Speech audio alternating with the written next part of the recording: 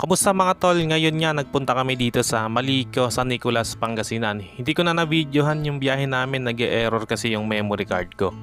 Aray ko!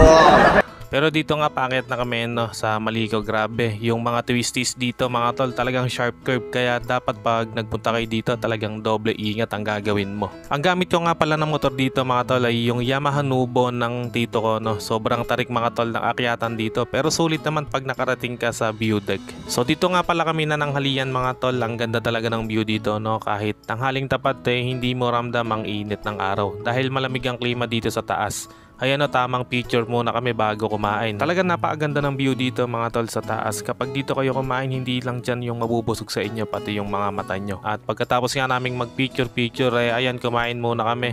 Sisig nga pala mga tol yung inulam natin dyan tapos ang sarap ng sabaw nila, legit na papait mga tol.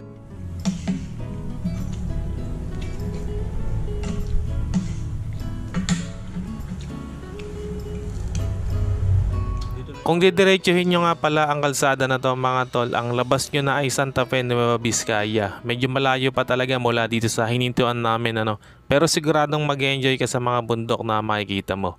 Pagkatapos nga namin kumain mga tol, nagpunta kami dito sa tinatawag nilang The Three of Us. At meron nga pala silang entrance fee dito bali magbabayad lang kayo ng 20 pesos kada isang tao. So murang-mura lang makakapunta ka na dito sa napakagandang tanawin na to. Napakasarap tumambay dito. Magkakapisa na kami kaso ayaw ng mga asama ko.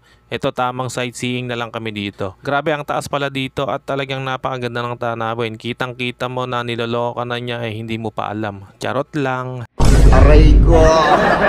Try nyo nga pumunta dito mga tol, talagang marerelax ang isip nyo dahil sa ganda ng tanawin dito. Perfect din itong place na to sa mga magjowa mga tol, siguradong mag-e-enjoy kayo. At after nga lang ilang oras mga tol, bumaba na din kami. Napakasulit ng ride namin na to kahit saglit lang talagang nag-enjoy kami. Hanggang dito na nga lang pala mga tol ang video natin So kung nagustuhan nyo yung video na to, mag-subscribe ka na.